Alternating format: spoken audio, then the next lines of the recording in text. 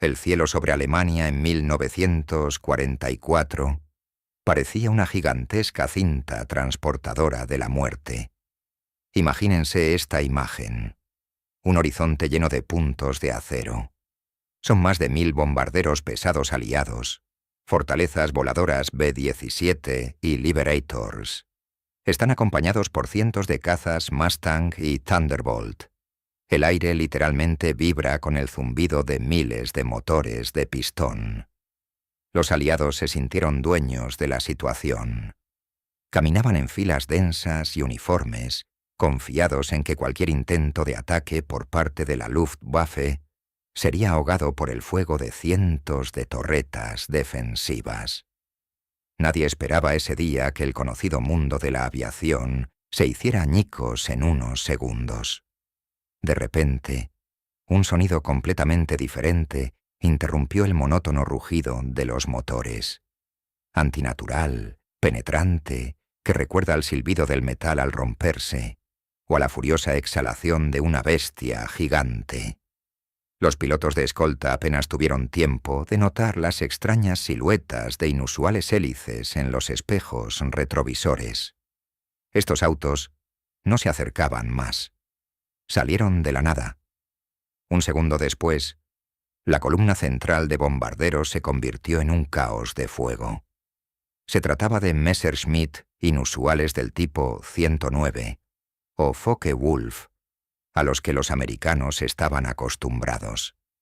Se trataba de Messerschmitt 262, que recibió el nombre de Schwalbe, golondrina. Máquinas que parecían haber venido del futuro para intentar, por última vez, restaurar la supremacía aérea en Alemania. El primer asalto duró menos de 1 minuto.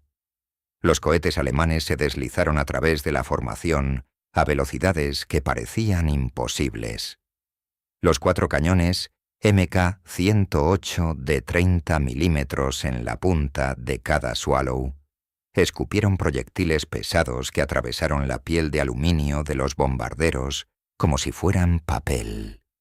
Los tiradores estadounidenses, presa del pánico, giraron sus torretas, pero ni siquiera tuvieron tiempo de alcanzar el objetivo a la vista.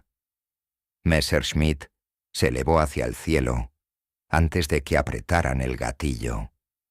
La velocidad de los Swallows superaba los 850 kilómetros por hora, mientras que los mejores aviones de pistón apenas alcanzaban los 700. Fue un shock, knockout tecnológico.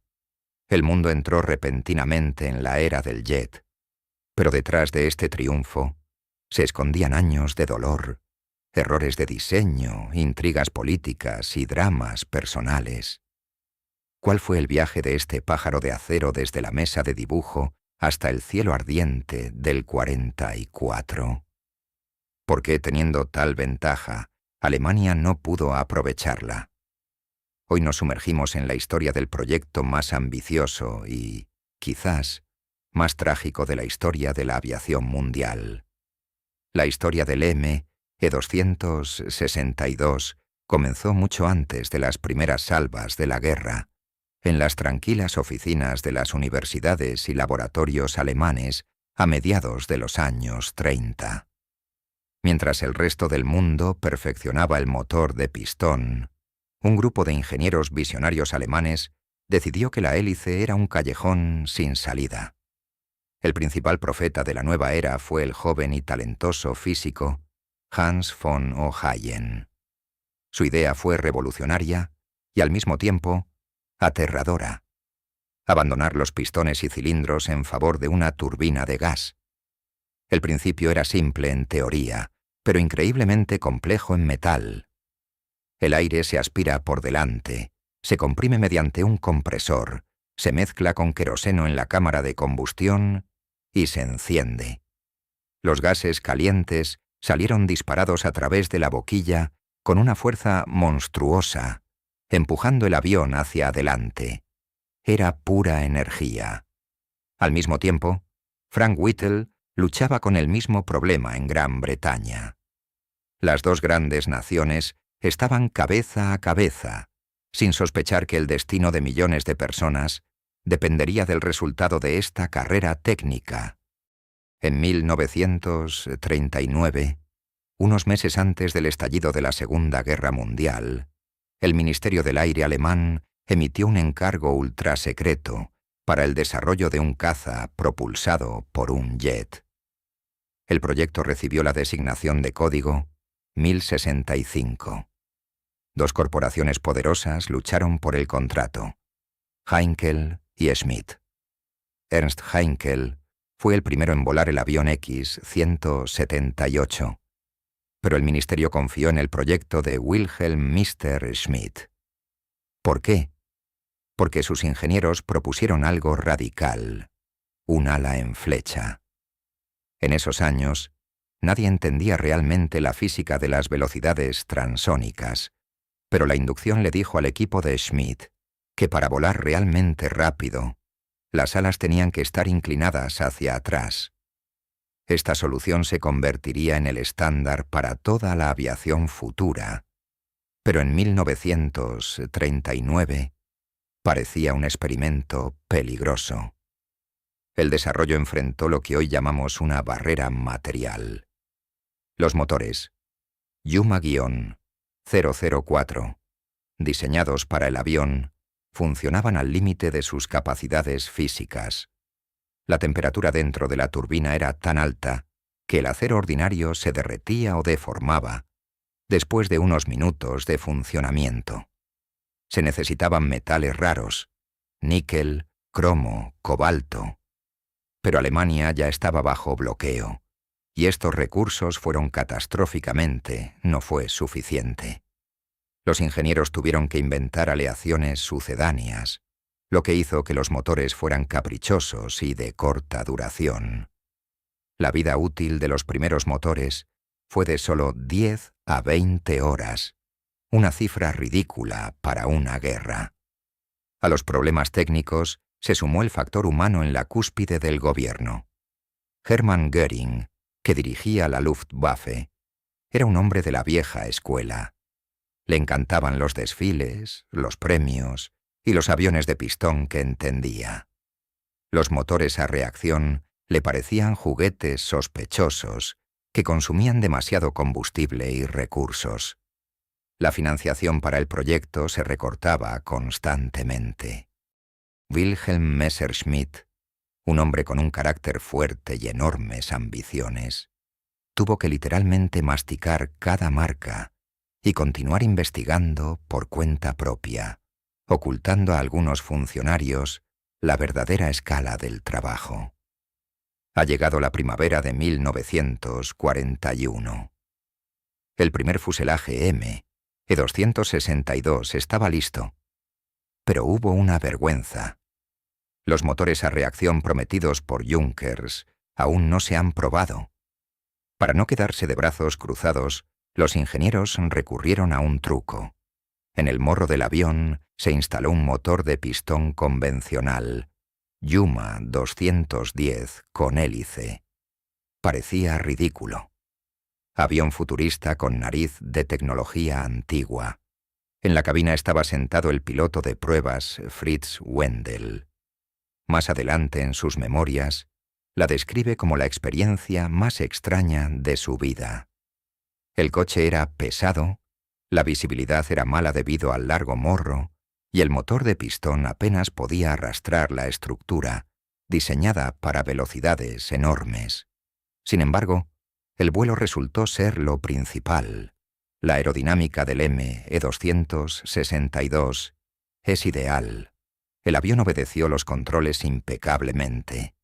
El verdadero cumpleaños de Swallow es el 18 de julio de 1942. Ese día, finalmente, se instalaron los motores. Wendel está de nuevo en la cabina. Pone en marcha las turbinas. En lugar del habitual rugido de los pistones, el aeródromo se llena con un silbido agudo y vibrante. El avión despega y en algún momento Wendel se da cuenta de que las vibraciones han desaparecido. Sin descentramiento de tornillos. No hay torque al intentar girar el auto. Solo hay tracción pura y suave. Ese día, Aceleró el avión a velocidades nunca soñadas por ningún caza de producción en el mundo. Fue un triunfo. Parecía que la victoria estaba en nuestro bolsillo. Pero fue aquí donde intervino en la historia un hombre cuyas decisiones a menudo rayaban en la locura. Adolf Göring.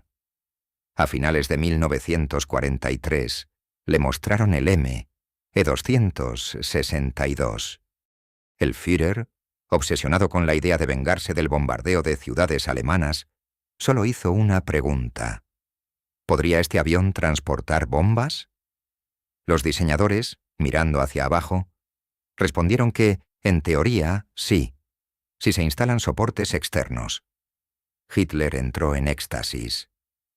«Este no es un exterminador, este es mi bombardero relámpago», gritó.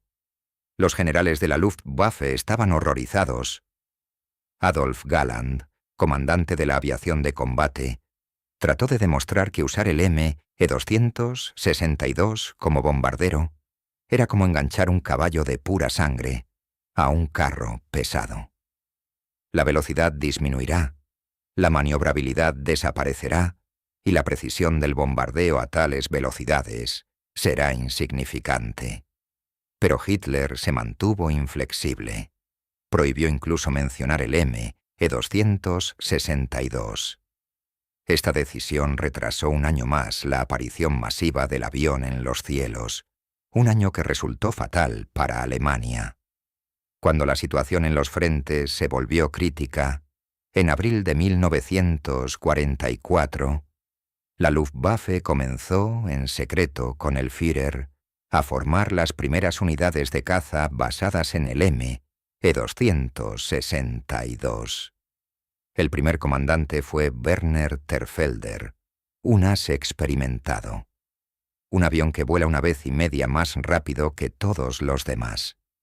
Imagínese la complejidad de la tarea para un piloto. A una velocidad de 900 kilómetros por hora, el mundo a su alrededor cambia. No tiene tiempo para apuntar durante mucho tiempo. Si ve a un enemigo frente a usted, en un segundo, ya lo ha superado. Terfelder y el legendario Walter Nabotny, que más tarde lo reemplazó, entendieron que los giros clásicos y los lanzamientos de perros eran cosa del pasado. Subieron a una altura de 10 kilómetros, donde el aire es escaso y el motor a reacción funciona de manera más eficiente. Al ver la armada aliada, pusieron el auto en una inmersión superficial. La velocidad aumentó instantáneamente. Los Mustang de escolta intentaron interceptar a los Messerschmitt, pero fue como intentar atrapar una bala con una punta. Simplemente atravesaron la formación de cobertura, llegando al alcance de ataque de los bombarderos. Sobre el P-17 cayeron varios kilogramos de plomo y explosivos. Los proyectiles calibre 30 eran tan potentes que un impacto directo en el ala o el fuselaje literalmente desintegró parte del mismo. Avión. Una vez realizado el trabajo, M-262 no entró en batalla. Simplemente presionó el acelerador y subió como una vela, usando su energía. Los artilleros aliados recordaron estos ataques con un escalofrío. Uno de los veteranos dijo: «Vimos una sombra gris que crecía a una velocidad increíble. Ni siquiera tuvimos tiempo de apretar nuestras ametralladoras calibre 12,7. Hay un destello, un rugido, y nuestro vecino de la izquierda simplemente desaparece en una nube de escombros, y este golpe ya ha desaparecido entre las nubes». Pero los alemanes fueron aún más lejos. Para aumentar la eficacia contra formaciones densas, comenzaron a instalar misiles R-4M debajo de las alas. Se trataba de pequeños proyectiles no guiados con colas plegables. Una salva de 24 misiles de este tipo disparados contra una densa formación de fortalezas voladoras convirtió el cielo en una zona de destrucción total. Este fue el primer uso exitoso en el mundo de misiles aire-aire desde un avión de combate. Sin embargo, Este poder tenía un inconveniente. Swallow era increíblemente frágil y exigente. Los motores a reacción Yuma 004 tenían una característica fatal. Estaban muy inertes. Si el piloto movía la palanca de control del motor demasiado bruscamente, se producía una fuerte explosión de llama en la cámara de combustión, y las palas de la turbina simplemente se quemaban. En una batalla donde la adrenalina está a flor de piel, mantener la cabeza fría y mover suavemente la palanca era una acrobacia aérea. El segundo problema es el despegue y el aterrizaje. A bajas velocidades, el ME-262 era un objetivo lento. Requería pistas de hormigón muy largas que proporcionaran excelentes puntos de referencia para el reconocimiento aliado. Los estadounidenses y los británicos rápidamente se dieron cuenta. Messerschmitt es invencible en el cielo, pero está indefenso cuando toca el suelo. La era de la caza de ratas ha comenzado. Equipos de cazas aliados vivían literalmente sobre los aeródromos alemanes. Estaban esperando el momento en que los aviones se quedaran sin combustible, y solo duró 50 o 60 minutos de vuelo, y aterrizarían. En ese momento, el piloto alemán no podía maniobrar. Sus motores funcionaban a bajas revoluciones y tardaron mucho en responder al acelerador. Fue una masacre. Para proteger de alguna manera a sus pilotos de élite, la Luftwaffe tomó una medida desesperada y casi absurda. Crearon grupos de cubiertas especiales en Focke-Wulfs, de pistón ordinario. Estos aviones sobrevolaron el aeródromo mientras los aviones M-262 despegaban o aterrizaban. Para evitar que los artilleros antiaéreos alemanes confundieran a los suyos con los del enemigo en el fragor de la batalla, las superficies inferiores de estos Focke-Wulf estaban pintadas de rojo brillante con rayas blancas. Esta unidad pasó a la historia como el Escuadrón Parrot. Imagínese este surrealismo. Los últimos coches a reacción, protegidos por aviones de hélice de colores llamativos, bajo una lluvia de bombas. La batalla entre tecnología y voluntad ha llegado a su clímax. Pero las fábricas alemanas ya estaban colapsando bajo los bombardeos, los suministros de combustible se estaban agotando, y los pilotos experimentados morían más rápido de lo que podían ser entrenados. M-262 fue un milagro, pero fue un milagro que llegó tarde a su guerra. ¿Podrán el equipo de Novotny y el escuadrón de élite de Galland realizar un milagro y detener miles de aviones enemigos? En la siguiente parte, pasaremos a las batallas más candentes de 1945. Aprenderemos sobre la creación del escuadrón Aces y el trágico final de Steel Swallow. Parte 2. Escuadrones de ases y la agonía del imperio. A mediados de 1944, la situación de Alemania se había vuelto catastrófica. Los aliados desembarcaron en Normandía y el frente oriental estaba a punto de estallar. Pero en los cielos sobre el propio Reich se estaba desarrollando una imagen aún más terrible.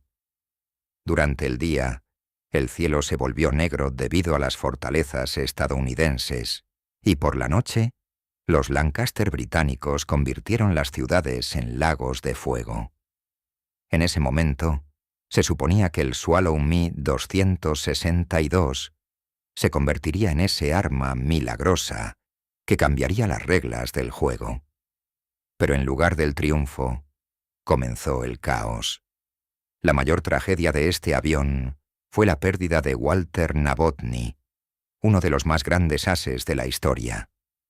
Hitler finalmente permitió que el ME-262 fuera utilizado como caza, y Novotny encabezó la primera unidad de aviones de pleno derecho, que se llamó Equipo Novotny. Se trataba de terroristas suicidas a velocidades supersónicas. Vivían en condiciones de estrés constante. Los motores podían incendiarse en cualquier momento, y el cielo alrededor del aeródromo estaba plagado de enemigos. El 8 de noviembre de 1944, Novotny se alzó para su última batalla. Desde el suelo, su voz intermitente se escuchó a través de comunicaciones por radio. Informó que había derribado un bombardero y, al parecer, otro caza. Pero entonces vino una frase que hizo que se le helara la sangre a los oficiales del Estado Mayor. «Señor, me estoy quemando. Está en llamas». Segundos después, el primer avión se estrelló contra el suelo frente a sus compañeros soldados. El gran as murió no en una batalla justa, sino debido a una falla del motor en el momento más inoportuno. Esta muerte fue un shock para toda Alemania. Quedó claro que incluso los mejores pilotos del mundo son impotentes ante los caprichos de las nuevas tecnologías. Después de la muerte de Novotny, las unidades se disolvieron, pero la idea del puño cohete no murió. Adolf Galland subió al escenario. Era una leyenda. Llevaba un elegante bigote y mantenía un cigarro en la boca incluso en la cabina. Galland chocó abiertamente con Göring y calificó sus órdenes de locura. Como resultado, fue destituido del puesto de comandante de aviones de combate. Pero a Galland no le importaban los rangos. Él dijo: «Está bien, si no me das el mando, dame la oportunidad de volar el ME-262. Así surgió Jagdverband 44, unidad que los contemporáneos denominaron Escuadrón de Ases o Escuadrón de Penalizaciones. Galland reunió a su alrededor a lo mejor de lo mejor. No miré los nombres aquí. Caballeros con cruces de caballero, generales y coroneles se sentaban en las cabinas de los motores a reacción. Eran la élite sin nada que perder. Su lema fue: «Luchamos por nuestros aviones, no por el Führer». La vida en el escuadrón de Galland era como un festín durante la plaga. Mientras las ciudades a su alrededor se derrumbaban, los aeródromos del escuadrón se convertían en fortalezas. Pero el principal problema seguía siendo el mismo: el combustible. Los motores a reacción consumían queroseno en cantidades monstruosas. A menudo sucedía así. Los aviones están listos para despegar. Los pilotos están en las cabinas. La armada enemiga ya está en el horizonte. Pero los camiones cisterna están vacíos. Los alemanes tuvieron que utilizar ejes para remolcar los aviones a la pista y ahorrar preciosas gotas de combustible. Cuando lograron elevarse en el aire, algo inimaginable comenzó. Los ases de Galland utilizaron tácticas de manada de lobos. No se dispersaron en pequeñas escaramuzas. Esperaron hasta que los cazas de escolta estadounidenses se alejaron un poco de los bombarderos. Y entonces las golondrinas cayeron desde arriba. Fue un verdadero baile de MI. Los Messerschmitt volaron a una velocidad de casi 900 kilómetros por hora sobre la formación B-17. El rugido de 4 armas se fusionó en un aullido continuo. Sin embargo, fue en estas batallas donde surgió otra pesadilla técnica del ME-262. Los cañones MK-108 tenían una velocidad de salida baja. Para dar en el blanco, el piloto tenía que acercarse. Imagina que vuelas a una velocidad de 900 kilómetros por hora hacia una enorme montaña de acero que pesa 30 toneladas y que te dispara con 10 ametralladoras. Tienes una fracción de segundo para disparar y darte la vuelta. De lo contrario, se producirá una colisión. Muchos pilotos murieron de esta manera. Simplemente no tuvieron tiempo de cambiar de rumbo y se estrellaron contra los restos de sus víctimas. A principios de 1945, los aliados adoptaron una nueva estrategia. bloquear los aeródromos. Se dieron cuenta de que E-262 era un pájaro que debía quedar atrapado en el nido. Equipos de Mustangs estaban estacionados en cada base de aviones las 24 horas del día. Tan pronto como estalló el fuego en las toberas del Messerschmitt, cayó sobre ellas una lluvia de plomo. Fue entonces cuando aparecieron esos mismos escuadrones de cobertura de loros en aviones de pistón con vientres rojos brillantes. Fue uno de los episodios más surrealistas de la guerra. La antigua generación de aviones se sacrificó para permitir el despegue de la nueva. En el cielo bullía un revoltijo de decenas de coches, y abajo, sobre las franjas de hormigón, los técnicos intentaban febrilmente poner en marcha las caprichosas turbinas Yuma. A menudo, los pilotos alemanes morían sin siquiera levantar las ruedas del suelo. A pesar de todo esto, las estadísticas fueron asombrosas. En esos raros días en que un escuadrón de ases podía surcar los cielos con toda su fuerza, derribaban entre 40 y 50 aviones enemigos en un solo vuelo. El ratio de siniestralidad fue fantástico. Por cada Me-262 perdido, entre 5 y 6 estadounidenses fueron derribados. Pero los números jugaron en contra de Alemania. Por cada Mustang derribado, las fábricas estadounidenses producían 10 nuevos. Por cada trago perdido, Alemania no pudo aportar nada. En ese momento, dentro del Reich, reinaba una completa desorganización. Las fábricas de Messerschmitt estaban esparcidas por bosques e incluso por minas subterráneas. El montaje fue realizado por manos de prisioneros de campos de concentración en condiciones inhumanas. La calidad de las piezas bajaba cada día. Las turbinas, ensambladas con aleaciones de segunda categoría, explotaron justo en el lanzamiento. El avión que se suponía era el pináculo de la ingeniería se convirtió en una fosa común para sus creadores. Pero los pilotos siguieron volando. En sus recuerdos, el M-262 seguía siendo una máquina que evocaba al mismo tiempo deleite y horror. Hans-Guido Mutke, uno de los pilotos del escuadrón, afirmó más tarde que en una de las inmersiones, su Messerschmitt empezó a vibrar tanto que la aguja del velocímetro se salió de escala a 1100 kilómetros por hora. En abril de 1945, el círculo se había cerrado. El frente se acercó a Múnich. Adolf Galland recibió su última herida en una batalla con los merodeadores estadounidenses. Escuadrón de ases estaba clavado al suelo. En los últimos días de la guerra, a los pilotos se les ordenó destruir sus máquinas para que no cayeran en manos del enemigo. Fue un final desgarrador. Las mismas golondrinas en las que estaban puestas las esperanzas de todo el Reich fueron rociadas con gasolina y prendidas fuego por los propios pilotos. Observaron cómo se derretía el aluminio futurista y se dieron cuenta de que junto con estos aviones, su mundo iba al olvido. Pero la historia del M-262 no terminó ahí. Cuando el humo se disipó sobre Alemania, comenzó una verdadera búsqueda de los restos de la tecnología a reacción. Los grupos de reconocimiento estadounidenses, británicos y soviéticos compitieron para ser los primeros en capturar los planos y los motores supervivientes. Lo que Swallow no sabía era que sus genes se convertirían en la base de la aviación de las superpotencias en la próxima Guerra Fría.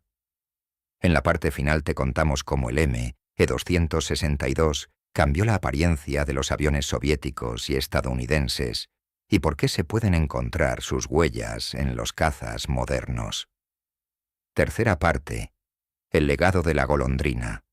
De las cenizas al espacio. En mayo de 1945, la golondrina de acero de Wilhelm Messerschmitt finalmente plegó sus alas.